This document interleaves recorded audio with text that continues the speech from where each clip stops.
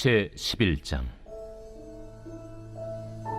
유대에 있는 사도들과 형제들이 이방인들도 하나님의 말씀을 받았다 함을 들었더니 베드로가 예루살렘에 올라갔을 때 할례자들이 비난하여 내가 무할례자의 집에 들어가 함께 먹었다. 베드로가 그들에게 이 일을 차례로 설명하여 내가 요바시에서 기도할 때에 황홀한 중에 환상을 보니 큰 보자기 같은 그릇이 내 귀에 메어 하늘로부터 내려 내 앞에까지 드리워지거늘 이것을 주목하여 보니 땅에 네 발 가진 것과 들짐승과 기는 것과 공중에 나는 것들이 보이더라. 또 들으니 소리 있어 내게 이르되 베드로야 일어나 잡아먹으라 하거늘 내가 이르되 주님 그럴 수 없나이다. 속되거나 깨끗하지 아니한 것은 결코 내 입에 들어간 일이 없나이다 하니 또 하늘로부터 두 번째 소리 있어 내게 이르되 하나님이 깨끗하게 하신 것을 내가 속되다고 하지 말라 하더라. 이런 일이 세 번 있은 후에 모든 것이 다시 하늘로 끌려 올라가더라. 마침 세 사람이 내가 유숙한 집 앞에 서 있으니 가이사랴에서 내게로 보낸 사람이라. 성령이 내게 명하사 아무 의심 말고 함께 가라 하시매 이 여섯 형제도 나와 함께 가서 그 사람의 집에 들어가니 그가 우리에게 말하기를 천사가 내 집에 서서 말하되 내가 사람을 요바에 보내어 베드로라 하는 시몬을 청하라. 그가 너와 내 온 집이 구원받을 말씀을 내게 이르리라 함을 보았다 하거늘 내가 말을 시작할 때에 성령이 그들에게 임하시기를 처음 우리에게 하신 것과 같이 하는지라. 내가 주의 말씀에 요한은 물로 세례를 베풀었으나 너희는 성령으로 세례를 받으리라 하신 것이 생각났노라. 그런즉 하나님이 우리가 주 예수 그리스도를 믿을 때에 주신 것과 같은 선물을 그들에게도 주셨으니 내가 누구에게 하나님을 명히 맡겠느냐. 그들이 이 말을 듣고 잠잠하여 하나님께 영광을 돌려 그러면 하나님께서 이방인에게도 생명 얻는 회개를 주셨도다. 여러분 반갑습니다. 오늘도 큐트를 여는 기막힌 하루입니다. 본 말씀 사도행전 11장 1절부터 18절의 말씀입니다. 자, 우리가 지난 10장에서 보았던 것처럼 베드로는 이방인 고넬료와의 만남을 통해 이제 복음이 유대에서 이방으로 확대되는 것을 하나님의 뜻임을 깨닫게 되었습니다. 그리고 이제 예루살렘 교로 돌아와서 유대인들에게 그 사실을 알려주고 있습니다. 자, 오늘도 이 말씀을 통해 우리에게 주시는 성령의 음성에 귀를 기울이시기 바랍니다. 자, 먼저 첫 번째로 성령 충만은 갈등 충만입니다. 자, 1절부터 3절 말씀입니다. 유대에 있는 사도들과 형제들이 이방인들도 하나님의 말씀을 받았다함을 들었더니 베드로가 예루살렘에 올라갔을 때에 할례자들이 비난하여 이르되 내가 무할례자의 집에 들어가 함께 먹었다 하니.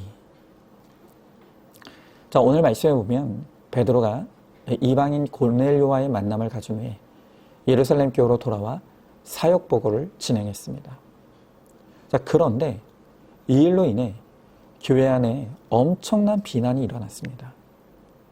왜냐하면 유대인들에게는 이방인에 대한 무시와 편견이 있었기 때문입니다. 제가 일전에도 말씀드렸지만 유대인들은 이방인을 사람 취급하지 않았습니다. 그냥 말할 줄 아는 짐승처럼 여겼습니다. 또 이방인이 구원받는 것은 불가능한 일이라고 여겼던 것입니다. 자, 굳이 비유하자면 이런 거죠.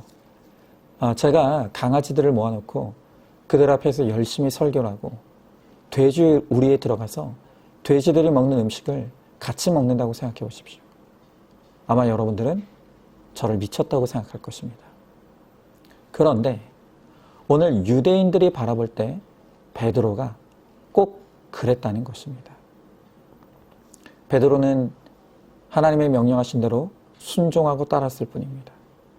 그런데 사방에서 베드로를 비난하고 따지고 나선 것입니다. 왜 짐승 같은 이방인과 교제하냐는 것입니다. 여러분, 이처럼 말씀의 순종을 이루며 거룩을 이루는 길은 결코 꽃길이 아닙니다. 이제 우리가 인생의 목적이 거룩임을 깨달았기 때문에 정말 사람 같지 않은 배우자와 이혼하지 않고 그를 나의 십자가로 여기고 지고 갑니다. 그런데 그런 나를 지켜보는 주위의 사람들이 나를 칭찬하는 것이 아닙니다. 오히려 나를 비난합니다. 왜 그런 부정한 인간과 사느냐고. 바보 아니냐고.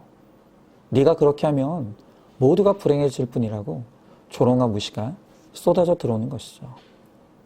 여러분, 그러나 우리는 이러한 세상의 조롱과 무시가 나에게 쏟아질 때 반드시 기억해야 합니다. 그것은 성령 충만은 갈등 충만이라는 것입니다. 여러분, 우리가 성령에 충만하여 말씀대로 믿고 살고자 할 때 세상과 갈등하고 충돌하는 것은 너무 당연한 일입니다. 아니, 오히려 내가 지금 말씀대로 잘 가고 있다는 증거입니다. 왜 그렇습니까? 이 세상에 속한 사람들은 진리를 모릅니다. 하나님의 뜻도 모르기 때문입니다. 여러분, 우리는 세상 사람들이 나를 이해해 주기를 기대하지 말아야 합니다. 복음은요, 이해시키고 설득하는 것이 아니라 선포하는 것입니다. 세상 사람들이 듣든 듣지 않든, 깨닫든 깨닫지 못하든 그건 우리와 상관없습니다. 이 복음이 진리이기에 우리는 이 복음을 선포하는 것입니다. 거기까지가 우리의 사명입니다. 그러면 그 다음은 성령님께서 알아서 하십니다. 우리가 복음을 전하기만 하면 성령께서 깨닫게 하실 자들은 깨닫게 하시고 돌이키게 하실 자들은 돌이켜 주시는 그 은혜를 베풀어 주시는 것입니다. 여러분, 그러므로 오늘도 우리는 이 세상 가운데서 하나님의 말씀에 순종하며 살아갈 때 우리에게 갈등과 비난이 오는 것을 이상히 여기지 말고, 그것이 바로 내가 잘 가고 있다는 증거라는 것을 알고 오늘도 이 갈등 충만으로 성령 충만하여서 오늘도 이 모든 갈등들을 이겨내고 승리할 수 있기를 소망합니다. 자, 한번 질문해 봅니다. 말씀의 적용과 순종을 이루려는 나에게 사람들의 조롱과 무시가 쏟아지고 있지 않습니까? 성령 충만은 갈등 충만이라는 것을 깨닫고 있습니까? 말씀대로 믿고 말씀대로 살아서 말씀대로 이루어지는 은혜를 누리시기 바랍니다. 자, 두 번째로 우리는 이러한 갈등이 올 때 간증으로 성령의 변명을 해야 합니다. 자, 오늘 4절의 말씀에 보니까 베드로가 그들에게 이 일을 차례로 설명하여 그랬습니다. 자, 베드로는 이방인에게 가서 교제하고 복음을 전한 것으로 인해 비난하고 있는 유대인들에게 이 일이 사람의 일이 아닌 성령의 역사라는 것을 자세히 설명하고 있습니다. 자신이 요바에서 기도할 때 예수님께서 보여주신 환상에 관한 이야기, 그리고 성령께서 베드로에게 아무 의심 말고 고넬료에게 가라고 하신 것, 그리고 고넬료의 집에 가서 복음을 전할 때 그들에게 성령의 세례와 방언이 임했던 것, 이 모든 자신이 겪었던 것들을 유대인들에게 설명하는 것입니다. 자, 그런데 지금 이 베드로가 하고 있는 일이 무엇입니까? 이게 바로 간증입니다. 여러분, 간증은 내가 겪은 구원의 이야기를 나누는 것입니다. 여러분, 우리가 하나님의 복음을 전하는 두 가지 중요한 수단이 있습니다. 그것이 하나는 설교이고 또 하나가 간증입니다. 여러분, 설교는 성경의 말씀을 자세히 풀어 설명하는 것입니다. 베드로서 1장 20절에서 성경의 모든 예언은 사사로이 풀지 말라고 그렇게 경고하고 있습니다. 여러분, 그래서 설교권은 아무에게나 주어지지 않고 하나님으로부터 목회의 소명을 받은 목사들에게만 제한적으로 주어지는 것입니다. 그래서 목회자의 역할은 성경을 신중하고 진지하게 연구하여서 성도들에게 그 의미를 정확하게 전달하고 가르치는 것입니다. 여러분, 그래서 어떤 성경학자는 목사가 책상에 오래 앉아 있을수록 성도들이 행복하다고 했습니다. 그리고 책상에 앉기 싫어하는 사람은 절대로 목사가 되어서는 안 된다고 합니다. 여러분, 우리 성도님들은 제가 목회를 은퇴하는 그날까지 책상을 사랑하고 이 책상을 떠나지 않게 해달라고 기도해 주셔야 합니다. 자, 그러나 간증은 설교하는 성격이 완전히 다릅니다. 간증은 하나님의 말씀이 개인의 삶 가운데 구체적으로 이루어진 사건과 체험입니다. 그러니까 내가 겪은 말씀이 응하는 사건인 것입니다. 여러분에서 간증은 목사뿐만 아니라 모든 성도들이 다 함께 할 수 있는 것입니다. 여러분, 이 말씀과 간증은 상호 보완적인 것이고 마땅히 함께 가야 할 것입니다. 이 말씀이 뼈다라면 간증은 살과 같은 것입니다. 이렇게 말씀의 뼈대에 간증의 살이 붙을 때 그 복음이 더 풍성하고 영화로워질 수 있는 것입니다. 여러분, 제가 우리들 교회를 방문하게 됐을 때 그때 그곳에서 목격한 것이 바로 설교와 간증의 아름다운 조화였습니다. 김양재 목사님의 설교와 책은 이 구속사의 진리를 세우는 뼈대가 되었습니다. 그리고 그 뼈대 위에 성도들의 간증이 입혀질 때 그 복음이 너무나 아름답고 풍성하게 되는 것을 저는 직접 보았습니다. 여러분, 그래서 솔직히 제가 우리들 교회에서 처음 예배를 드렸을 때 그때 목사님이 무슨 설교했는지는 하나도 기억이 안 납니다. 그런데 그날 이름도 모르는 평신도 성도님이 들려줬던 간증은 지금도 생생하게 기억이 납니다. 그만큼 내가 겪었고 체험한 이 구원의 스토리는 힘이 있고 능력이 있는 것입니다. 여러분, 간절히 바라고 원하기는 우리 모든 성도님들에게도 나에게 찾아오셔서 역사하신 나의 구원의 간증이 풍성해질 수 있기를 바랍니다. 그래서 나의 구원의 간증을 노래하고 또 그것을 전함으로 성령의 변명으로 오늘 많은 사람들을 주님께로 인도하는 그 일을 감당할 수 있기를 바랍니다. 자, 한번 질문해 봅니다. 복음은 목사나 선교사만 전하는 것이라고 생각하고 있지는 않습니까? 목사에게 설교할 사명이 있다면 성도에게는 간증할 사명이 있다는 것을 알고 있습니까? 내게도 사람들에게 전할 나의 구원의 간증을 주시기를 사모하고 그 간증을 많은 사람들에게 나누시기 바랍니다. 자, 세 번째로 성령 충만을 받아야 합니다. 자, 오늘 17절의 말씀에 보니까 그런즉 하나님이 우리가 주 예수 그리스도를 믿을 때 주신 것과 같은 선물을 그들에게도 주셨으니 내가 누구에게 하나님을 능히 맡겼느냐 하더라 그랬습니다. 여러분, 베드로는 하나님께서 유대인에게 주셨던 선물을 이방인들에게도 동일하게 주셨다고 합니다.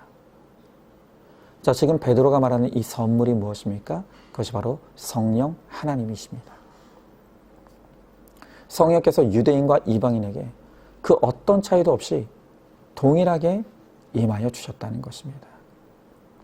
여러분, 오늘 이 베드로의 증언은 우리에게 더없이 중요한 것입니다. 왜냐하면 그것이 사실이라면 성령님이 오늘 우리에게도 선물로 임하셨다는 뜻이기 때문입니다. 여러분, 사도행전 2장 38절의 말씀에 베드로가 가로되 너희가 회개하여 각각 예수 그리스도의 이름으로 세례를 받고 죄 사함을 얻으라. 그리하면 성령을 선물로 받으리니 그랬습니다. 여러분, 누구든지 회개하기만 하며 누구든지 예수 그리스도의 이름으로 세례를 받으면 성령을 선물로 받는다고 합니다. 여러분, 그렇다면 우리도 회개하고 예수 그리스도의 이름으로 세례 받을 때 이미 우리 안에 성령님이 임하신 줄로 믿습니다. 그분은 오실 분이 아닙니다. 이미 우리 가운데 선물로 찾아오시고 임하셨습니다. 여러분, 선물은 듣기만 해도 기분이 좋죠. 그러나 우리가 아무리 귀한 선물을 받았어도 그것을 귀하게 여기지 않고 창고에 처박아 둔다면 그것은 아무 가치가 없게 됩니다. 우리 성령님도 마찬가지입니다. 성경이 분명히 약속하시는 것은 우리가 회개하여 예수를 그리스도에 영접할 때 이미 성령께서 우리 안에 임하셨고 다시는 우리를 떠나지 아니하시겠다고 약속하셨습니다. 그런데 정말 많은 그리스도인들이 성령님의 임재를 깨닫지 못하고 누리지 못하고 살아갑니다. 왜 그럴까요? 왜냐하면 우리에게 선물로 오신 성령님을 철저하게 무시하기 때문입니다. 여러분, 우리가 어떻게 하여 성령님을 무시하는 것입니까? 자, 성령님은 진리의 영이십니다. 성령님은 우리가 말씀을 읽고 듣고 묵상할 때 그 말씀을 통해 하나님의 뜻을 깨닫게 하십니다. 그런데 우리가 하나님의 뜻을, 말씀을 통해 하나님의 뜻을 깨달았는데도 그 말씀에 순종하지 않으면 바로 그때 성령님을 무시하는 것입니다. 오늘 베드로를 보십시오. 베드로는 성령께서 지시하시는 대로 순종하여 이방인 고넬료의 집으로 갔습니다. 그들에게 복음을 전했고 세례까지 베풀었습니다. 그것을 통해서 하나님을 기쁘시게 한 것입니다. 여러분, 말씀의 순종이 바로 성령 충만의 비결인 것입니다. 자, 이제 우리 한번 우리를 돌아볼 차례입니다. 우리도 베드로가 받은 그 성령님을 동일하게 선물로 받았습니다. 자, 그런데 우리는 하나님께서 선물로 주신 이 성령님을 귀히 여깁니까? 그 성령님께 순종하고 있습니까? 아니면 성령님을 무시하고 방치하고 근심케 하고 있지는 않습니까? 여러분, 우리가 하나님으로부터 성령님을 선물로 받았다면 이제 우리가 해야 할 일은 오직 말씀에 순종함으로 성령님의 인도하심을 쫓아가는 것입니다. 그러면 우리에게 당신의 영을 더욱 충만케 하십니다. 그리고 주님께서 우리를 통해 더 활발하게 일하시고 역사하십니다. 여러분, 나의 연약함을 도우시는 성령님과 함께 죄와 싸우고 말씀을 따라 거룩을 이루므로 성령 충만을 받아서 주와 복음을 영화롭게 하고 구원의 열매를 풍성하게 맺는 저와 여러분, 우리 모두가 될 수 있기를 간절히 소망합니다. 자, 한번 질문해 봅니다. 우리가 성령님을 선물로 받았다는 것을 알고 있습니까? 선물로 받으신 성령님을 우리가 어떻게 대접하고 있습니까? 말씀의 불순종함으로 성령을 근심케 하고 있지는 않습니까? 이제 말씀의 순종으로 성령 충만을 받아 거룩과 구원을 이루는 우리 모두가 될 수 있기를 소망하시기 바랍니다. 자, 오늘도 10월 1일 보석상자입니다. 내 만족을 위해 하는 것은 사랑이 아닙니다. 깨진 독에 물 붓기와 같은 것이 사랑입니다. 아멘. 우리 함께 기도하겠습니다. 주님, 감사합니다.